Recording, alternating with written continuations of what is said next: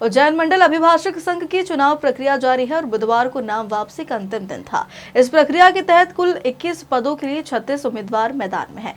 नाम वापसी के आखिरी दिन कार्यकारी सदस्य के लिए एक महिला उम्मीदवार ने अपना नाम वापस लिया। आपको बता दें कि मंडल अभिभाषक संघ चुनाव की स्थिति अब यह है कि अध्यक्ष पद के लिए 7 उम्मीदवार, उपाध्यक्ष के लिए 3, सचिव के लिए 4, कोषाध्यक्ष के लिए 3, पुस्तकालय सह सचिव के लिए 2, अधिवक्ता कल्याण सह सचिव के लिए 2 और कार्यकारिणी सदस्य के लिए 15 उम्मीदवार मैदान में हैं। इस बार चुनाव में आरक्षण पद्धति का उपयोग किया गया है। पुस्तकालय सह सचिव के 2 पद महिला उम्मीदवार के लिए आरक्षित है, जबकि कार्यकारिणी के 11 पदों में से 4 पद महिला उम्मीदवारों के लिए आरक्षित है। निर्वाचन की प्रक्रिया के तहत 27 मार्च को अभ्यर्थियों की अंतिम सूची का प्रकाशन किया जाएगा। वहीं दूसरी ओर उम्मीदवारों ने अपना चुनाव प्रचार तेज कर दिया है। मतदान 7 अप्रैल को सुबह 10 से शाम 4 बजे तक होगा और मतदान के तुरंत बाद मतगणना की प्रक्रिया शुरू हो जाएगी। 24 तारीख को हमने जो अभ्यर्थियों के फॉर्म जो आए थे उनकी प्राथमिक सूचना का प्रकाशन कर दिया, कितने उम्मीदवार मैदान में हैं। और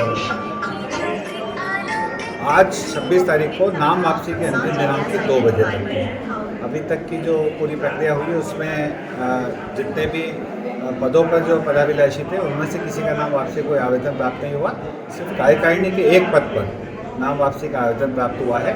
तो एक पद नाम वापसी के बाद में कल अंतिम सूची जो जिनके जांच के उपरांत फॉर्म सही निकले हैं, प्लस नाम वापसी के बाद जो पदाभिलाषी उनकी अंतिम सूची का प्रकाशन कल किया जाएगा।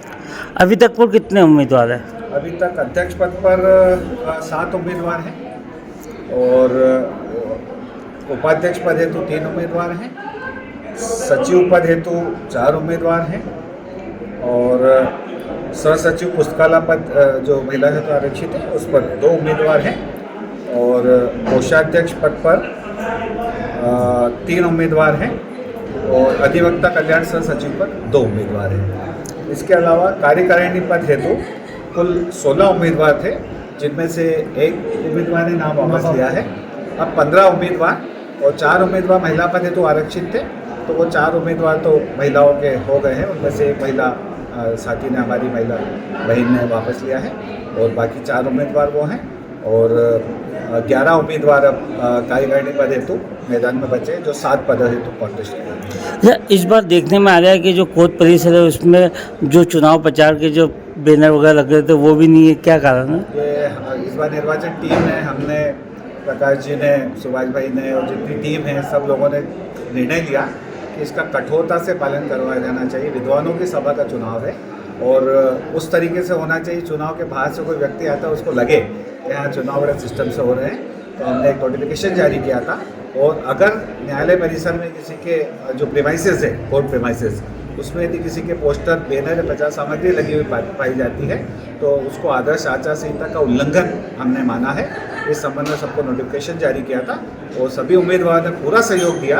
हमने बोला उसके अगले दिन पूरे प्रेमाइसेस से सब ने अपने पोस्टर बैनर हटा लिए हैं और हम सब पूरी निर्वाचन टीम उनको भी सहयोग के लिए धन्यवाद देते हैं, क्योंकि स्वच्छ और पारदर्शी और डिग्निफाइड और विद्वतापूर्ण चुनाव के लिए, प्रतिष्ठापूर्ण चुनाव के लिए ये ज़रूरी है कि कुछ कंट्रोल रहे और न्यायालय परिसर में तो कम से कम प्रचार सामग्री न लगे।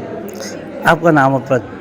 अजय गिरिया और मेरे साथी प्रकाश दाबी जी, डॉक्टर प्रकाश दाबी, सुभाष यादव और बाकी पूरी टीम उप निर्वाचन, सहायक निर्वाचन।